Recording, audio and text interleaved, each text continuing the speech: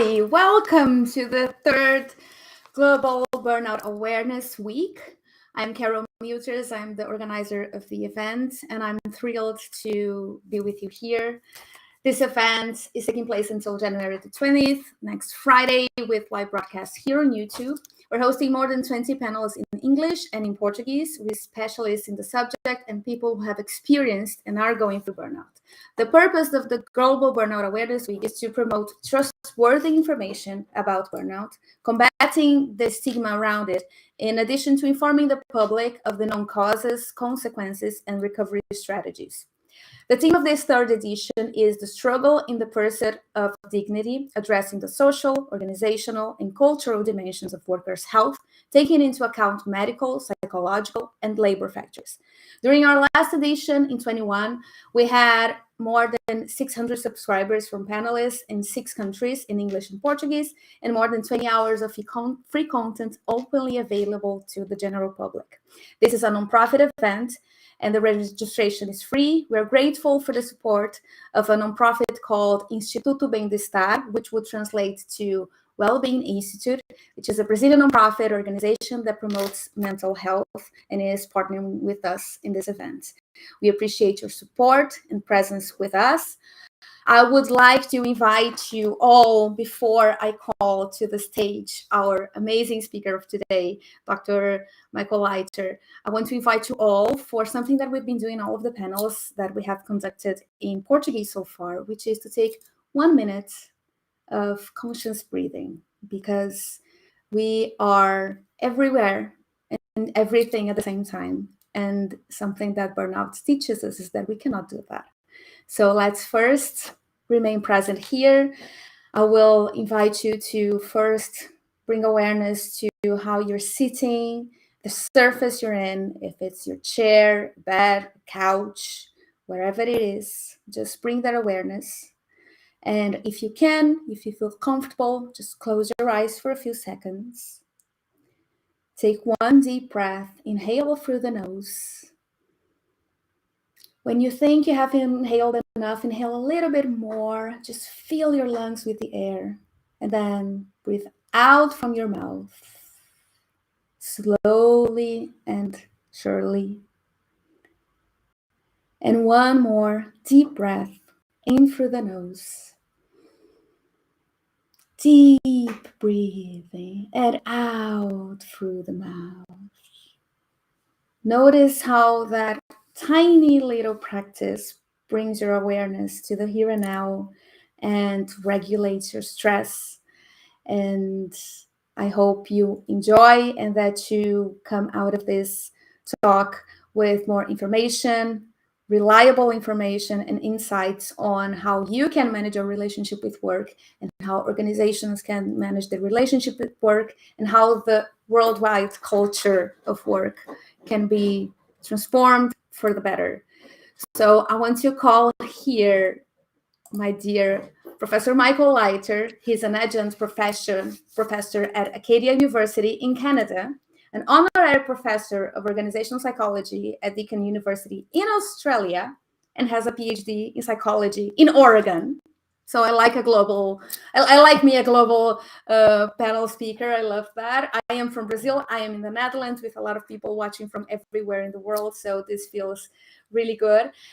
Professor Leiter has researched and written extensively on job burnout, including The Truth About Burnout and Banishing Burnout, and is the co-author of Christina Maslach and this new book, The Burnout Challenge, which is about managing people's relationship with work. He developed this course, Strengthening a Culture of Respect and Engagement Intervention for Improving Civility and Respect Within Work Groups. And I already want to tell Professor Leiter that for next year, we're going to talk about workplace civility. I love the concept, and I already want to book you for next year just to dive into that. So first of all, welcome. Thank you for joining us. As I said before, we are taking a step back this year and trying to put everyone on the same page on After all we've been seeing and reading about burnout, and in the English language, I have the feeling that burnout is being used interchangeably as a replacement for feeling tired, frustrated, exhausted. And I have a Google alert for burnout news, and there's so many news and articles that I read, and I think this is not burnout. So let's start from the beginning. So welcome, Professor Leiter. What is and what is not burnout? Oh, burnout. I what the World Health Organization, which is a parts, and one of them is exhaustion, like we have in the burnout. I feel tired in the morning at work, and to feel tired day of work begins is feeling tired at the end of the day. That's not really a problem so much. Replenish that energy before time in terms of your lifestyle, and much energy you've used. But feel self is not a problem. I do all kinds of things to get themselves tired. Really, often very healthy things that you're regularly, not here, but just a few times a week, you feel tired before the day begins of exhaustion. We're talking about the second piece is involvement with work. So, emotional connection to people, losing. I really love doing this kind of tolerated it, and just awful. So you just feel emotionally disconnected piece of it. And then the third is just feeling discouraged, feeling like just that the work that doing lacks that it's just not what exactly. So those are the things that it gets if it is tired. And what we found measure distinguish people who are just exhausted on one thing and they're okay in terms of the sense of accomplishment. You have those on one side, and you have the burnout syndrome, and it really is the people who are just tired of, and they want to have more out and recover and all of that. Burned out. They have a lot of other issues, but they're also they don't have enough. They don't have good relationships with others. They don't think they're getting rewarded things they really enjoy. They really treated. They think that the values really lost their way. They have a whole lot of issues that is down in their relationship with more far-reaching, deep kind of than being tired. Being tired is an issue you need to deal with, but it's not anywhere near problematic as extensive as burnout syndrome. Amazing, thank you. I will share a little bit of what you said. I think your audio I think it's a bug from Restream, people who are watching, so we have some connectivity issues. Okay. So you mentioned that it's not only the exhaustion, it is further from the exhaustion. It also has to do with emotional involvement with work, and there's the emotional disconnection and the sense of accomplishment that it also has to do with your work being aligned with your values. And so you do have the 6 areas of mismatch that can predict if the workforce can be burned out or engaged. So you have the 2 sides of the spectrum, and I really suggest that everyone who's watching go read the book and read further, because obviously we cannot get into a lot of depth here in all of 6. So they are workload, control, rewards, community, fairness, and values. Which of them do you think is the most overlooked? Because I see a lot of, we tend to look a lot on the workload. So of which of these do you see that people are just missing the point? Oh, wow. I think a whole lot of the attention on this thing, a lot on the community, because the, again, a breakdown in the relationship workplace, pivot are the relationships with people. How with a hospital, the kinds of things that people are, they do admit we're working very hard, but they think they're supposed to working hard. It's a kind of job at a difficult time. I really get irritated about our relationships with their colleagues. If they're working, they think some people aren't really as they should be. Some people are being respectful towards me. Much more towards burnout than work that they're doing. If they have their boss with their managers playing favorites, they have other people they like better, that they're giving them more than me. That have, but the children's hospital patients are shouting, like, which parents do, but it's very difficult to be standing work you can do and having somebody getting aggressive towards you. The things, the relation that in terms of social, and I'm looking at that. Can we start with that, improve the quality of the social encounters that people have at a root? Is that a reducing their vulnerability? This is amazing. Yes. And I can testify to that as well, as someone who has experienced it and have been talking to people and listening to people.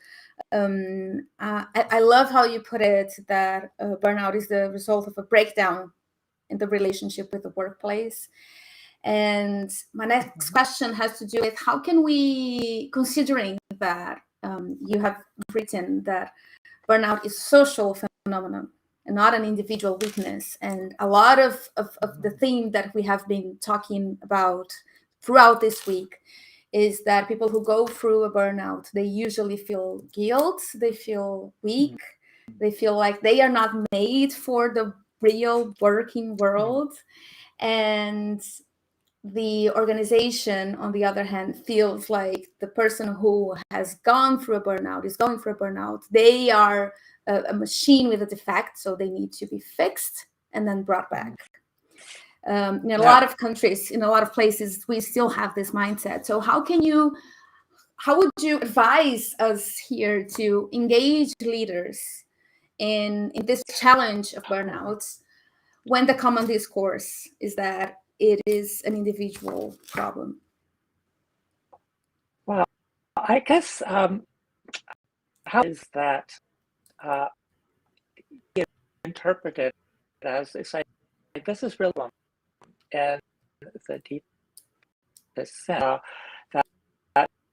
that kinds of things that are driving people. That's what we talk about. The really parts of the management, workload and rewards and values. Like, these are all kind of managers are in charge of, and basically of them are saying, well, you're supervising mental health, and I'm not really sure about that. Professionals, a lot of managers I've known who are very knowledgeable or have a feeling for people's mental health or distress know about is management. But anyway, hopefully they have management. And this is where I get them and say, well, this is what you know. What can you do in terms of the idea that not everybody is exact. Some people over here, Claude, or some people over here think that doesn't mean everybody does. It does mean, and that the is to be able to develop inclusive of people with various else. I mean, they need to be competent. They need to really contributing. But people do. That's really what. How can you develop workplaces that people with different lifestyles, different learning, just interacting? Yeah.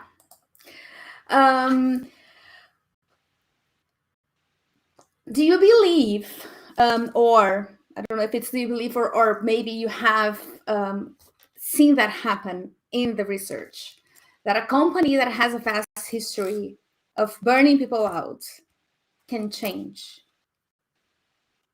Yeah, it's definitely taking change. However, and for a lot of organizations, is that it's something fundamental about, and often it's just let's start a workplace health journey thing about how we're distressing them so that they can relax, recover basically from our.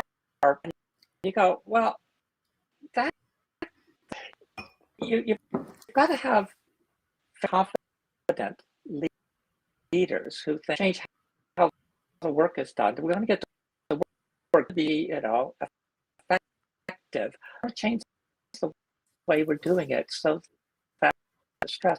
Now, some of the stuff that we've definitely improvements on, working on the work group level, so we do on the whole organizational practice, gets into people's sense of control over their work, learning issues about fairness and how this. But then the life, that's also it developed the strengthening a culture of engagement. So that is really with work groups.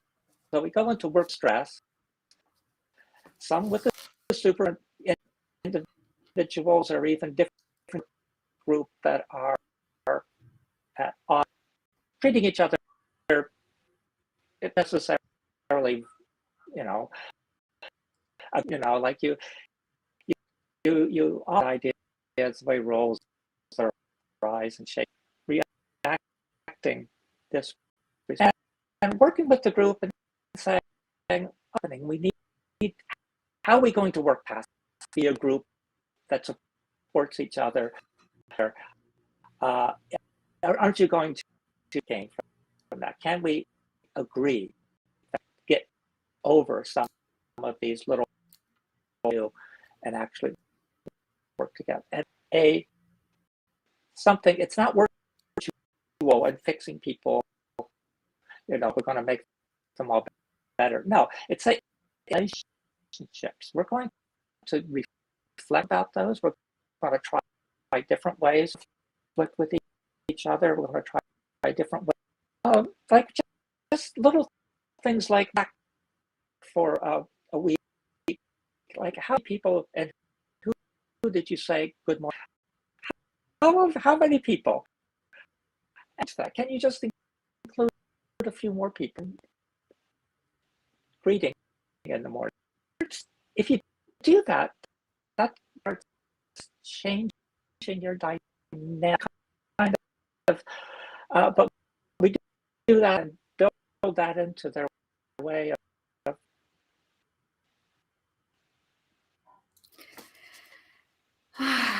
Yes. It's amazing to listen to you. Although we do have a little bit of problem, but we can understand what is necessary, what is essential, which is what matters. And I believe that when we get the recording, we can get a seamless recording. But anyway, I love the there's proof and there's arguments and there's science and there's to say that burnout is not an I problem, it's a we problem. And what you've said, how much of the stress that we're managing is really necessary, right? So are we creating this stress that we're just managing with therapy and the benefits and everything? So how can we take this step back and think, how can we make this a less stressful environment in the first place? Yes. Yeah, that's organization like that may be necessary for a manager to take. As we say in the book, you change everything all at once. Start small. You look for some easy. You're really collaborating with the patient. That isn't for the manager to make everything better. Dialogue, so that the collaboration on and they can do some really big problem solving. There are that you can take out of a box, and really each place really has, and it's not a one-time fix life. And so I see some people have asked, we don't have a burnout came out in Brazil 20 years ago, which is coming out in Italian, but I'm hoping some Brazil or Portugal that challenge. For us, that would be great. Yeah. This was actually one of the questions. If you knew about a Portuguese edition, and I can help. we can discuss it, but Chinese, but that's not going to help. Going to help your listeners. No, yeah. We that all gets talking to each other, so we're translations come about. Yeah. I want to ask you. I would want to ask you so many things, but for now, I also want to ask you personally. How do you keep your relationship with work, and how do you keep going, researching something that can be difficult? I have been reading and studying and interacting with people about burnout for 5-6 years. And I have seen so many people coming and going, getting really excited about it and saying, I'm going to fix it. And then they do it for a year and then they get frustrated and then they realize they cannot change the world, which is like, big surprise. So how do you keep going? Keep going. Things. I mean, basically, my been as a professor at university, and that's a kind of, you know what you're really interested in, then you have latitude. You have a lot of freedom to fit in, and I think that's that's a very valuable part. That kind of control things.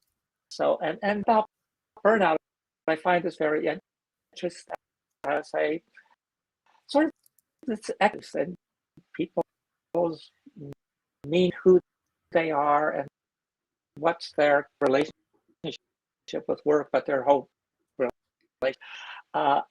And these fundamental, that one interesting. There's a lot of depth here to follow. I have no expectation that evolved soon. I have no fundamental to how people are doing. Really a long for me, for my research career, it's a good thing. If you have probably got to come up with a whole new thing to, this is, nobody's going to solve this, working on this until we do. I find that really, I'm working with organizations now that are insightful and more about doing something about burnout. I find it's very valuable, interest going. So I'm happy with small. I think that's what will value over time. Amazing, thank you. Before I go to the last question, I want to just read a passage of the end of the book that says, in a work world where productivity is the most important thing, we are proposing that human fulfillment should also be an important thing. And my question is, because the theme of the Awareness Week this year is the struggle in the pursuit of dignity. So what does dignity in the relationship with work mean to you? Well, dignity means that of each person, you don't have, there's that's awarded people because they don't have to earn it or whatever. But that thing that each individual sort of continually, like with people, people are monitoring. Are they paying attention to me? Are they not? Are they equal, or are they got on? And I think that is depends upon that. Human entities, they survive as and that happens, or whether you're in other people, and what's standing with others is essential. It's something that it is, I think, much more attending to, sure, I'm being respected, but are not. I've got to make sure I'm showing respect too.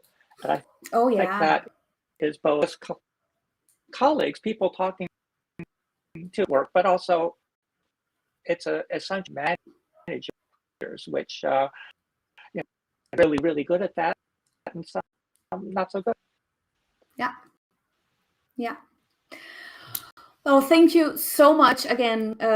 I could use all of your day, and I might one day, but not today. Thank you for whoever is watching in the live streaming, in the recording. Our next panel in English is going to be tomorrow with Matt Vidi and Yerbo. We're going to talk about the topic is Burnout Explained. We're going to talk also about how it interchanges with what is the role of the leadership. I'm going to talk a little bit about the burnout shops, which is an idea that Maslow and Leiter has proposed in the beginning of a few years ago, and it opens this book. Please do get this book. Follow Michael Leiter, and I will be doing a lot of translations. I already translate a lot of your work for the Portuguese speaking audiences, but I do appreciate it's a historical moment for this event. It's the third year, and we hope to be here. We hope to do things in a sustainable way that we can be here for many years to come, and that this is only your first of many enrollments here. And it is really meaningful. You and Professor Maslach, the work of the two of you and the work of Professor Jerry Puleo, who's going to speak on Friday, are mainly the people who have studied and seen burnout in a way, in a light that have motivated me when I was desperate and lost and didn't know what to do.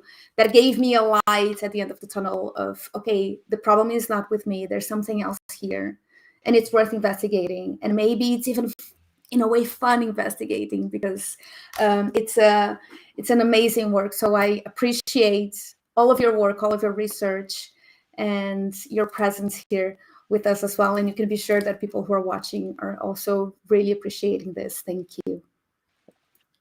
Thank you. And I wish you had a fine day. So. Yes. Thank you, everyone. See you in the next panel.